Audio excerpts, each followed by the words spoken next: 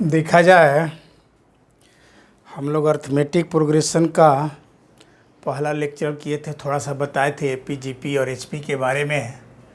अब arithmetic progression के विशेष रूप से आगे से जाना जाए, देखा जाए पहला थ्योरी है टू फाइंड द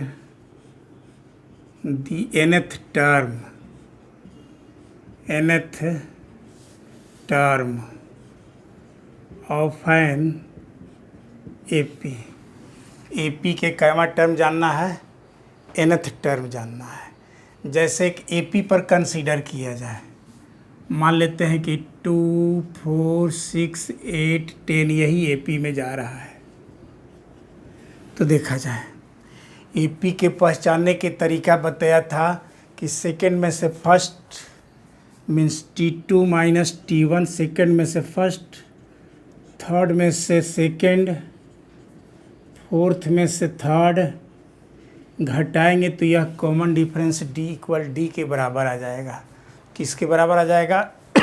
D के बराबर आ जाएगा। तो आपको इसका फर्स्ट टर्म को इस तरह से हम लोग एपी बनाए थे। पहला टर्म को ए मान लिया जाए। क्या मान लिया जाए? ए मान लिया जाए। nth टर्म निकालना है, इसका मतलब 20वां टर्म, 50वां टर्म, 100वां टर्म, n के प्लेस पर जितना बैठा देंगे वे वैल्यू निकलेगा। देखिए कैसे वैल्यू निकालेंगे।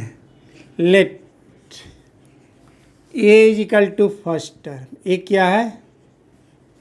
फर्स्ट टर्म है। D is equal to common difference. D is equal to common difference. Common difference यहाँ लिखा जाए first term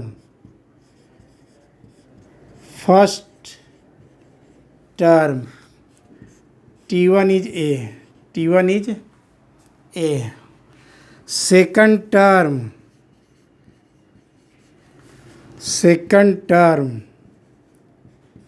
T2। Common difference को डी को, यहाँ दो कॉमन डिफरेंस है, दो यदि जोड़ते जाएंगे तो आगे वाला टर्म्स निकलते जाएगा। इसका मतलब फर्स्ट टर्म में कॉमन डिफरेंस यदि डी है तो डी को हम लोग ऐड करते जा रहे हैं, आगे वाला टर्म्स निकलते जा रहा है। तो इसी तरह से हम लोग निकाले third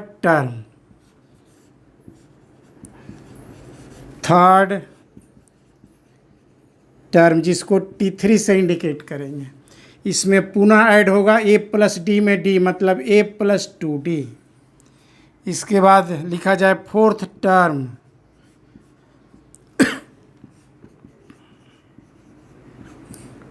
T4 a plus 3d।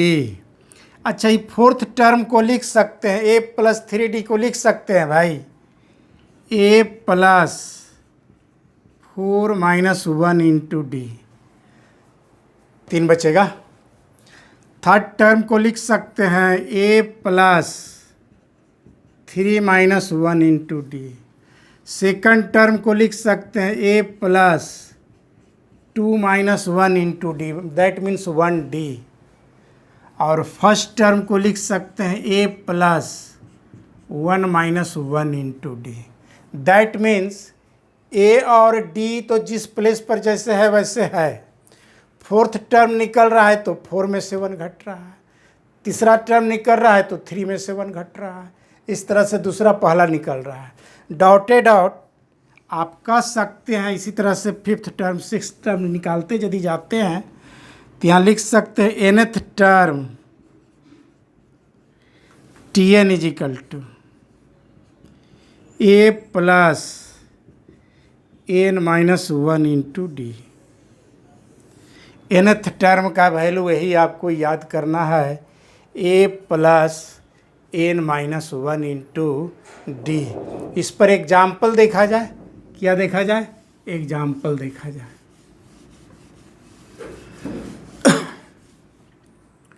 To find the 20th term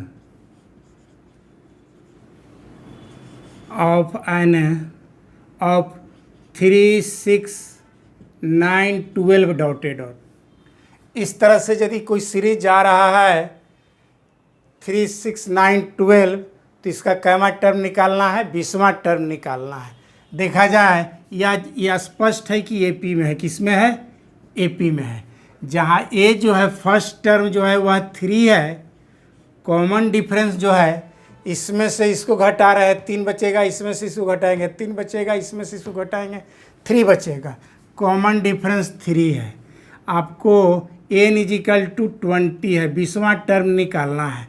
तो लिखेंगे Tn इजिकल टू, जो फार्मूला जानते हैं उसको पहले बैठा दिया जाए। Tn इजिकल टू आप यही फार्मूला याद किए हैं, a plus n minus 1 into D. यहाँ लिखें T20 A3 हो जाएगा, n है 20 माइनस 1 d है 3 ये हो जाएगा 19 में से 3 जाएगा 50, 19, हाँ ठीक है। इसको ऐड करेंगे हो जाएगा 60। इसका मतलब इस सीरीज को बढ़ाते जाएंगे तो 20th प्लेस पर, 20वां प्लेस पर जो होगा वह 60 होगा। क्या होगा? 60 होगा। हमारे समझ से समझ गए होंगे। Tn याद करना है, और कोई जब सीरीज रहेगा तो किसी टर्म को कैसे निकालेंगे उसके बारे में हम लोग जान गए और आगे पढ़ते हैं। थोड़ा सा 1 मिनट रुकिए।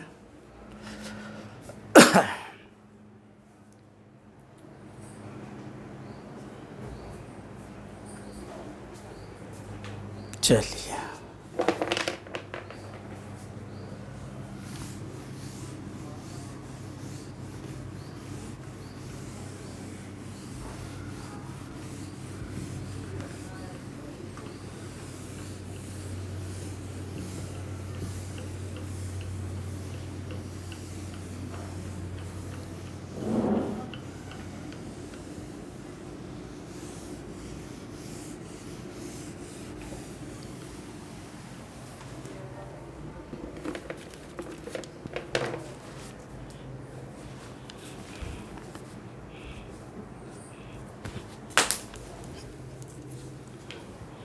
आगे क्वेश्चन है विच टर्म ऑफ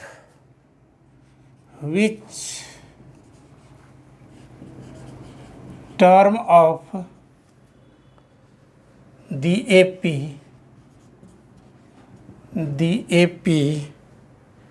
4, 9, 14, 19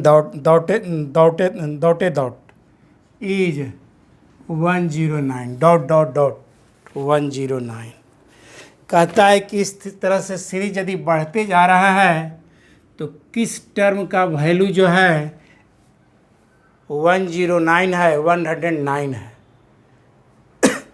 तो आपको ये स्पष्ट है कि एपी में जा रहा है। कैसे जा रहा है? एपी में जा रहा है। समझा जाए, फर्स्ट टर्म पता है a इज 4, कॉमन डिफरेंस इसमें से इसको घटाएंगे 5, इसमें से इसको घटाएंगे 5, इसमें से इसको घटाएंगे 5, d इज 5। और लास्ट टर्म Tn का वैल्यू दिया हुआ है 109। तो n का वैल्यू निकालना है। n is equal to what? लिखा जाए Tn is equal to a plus n minus 1 into d. Tn मालूम है दिस, a मालूम है 4, n माइनस 1, d मालूम है 5, 4 इधर आएगा 105 बच गया, n माइनस 1 इंटू 5 से ही कटेगा भैया, ऐसे 1 इधर आएगा, n इज इक्वल टू हो गया 20। इसका मतलब 22वां टर्म का जो वैल्यू हुआ वह हो जाएगा 109। क्या हो जाएगा? 109। मतलब इस तरह से टोटल टर्म जब बढ़ेंगे 22 गो, तो लास्ट में जो वैल्यू आएगा वह 109 हो जाएगा, 22वां टर्म का वैल्यू। तो हो गया। और आगे दिखाते हैं।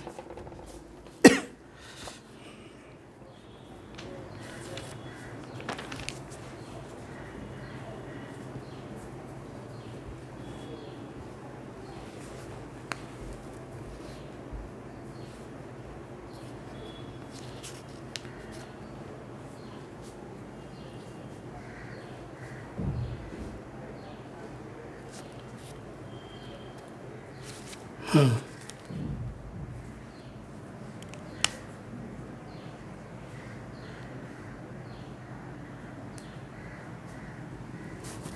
जा, कहता है कि m times of mth term, मतलब mth टर्म में यदि m से मल्टीप्लाई करते हैं और n times of the nth term, तो m प्लस nth टर्म का जो वैल्यू आएगा, m प्लस nth टर्म का जो वैल्यू आएगा वह 0 आएगा। आपको प्रूफ करना है। क्या करना है? प्रूफ करना है। तो आया जाए, इसको बनाते हैं। m tm का वैल्यू निकाल लें। First term is a, common difference is d, तो यहाँ लिखेंगे a plus m minus 1 into d. nth term n, tn का वैल्यू लिखा जाए a plus n minus 1 into d. अब इसको सोल्व कीजिए, तो इससे एक रिलेशन निकलेगा जो कि इसको वैल्यू को निकालने में काम देगा।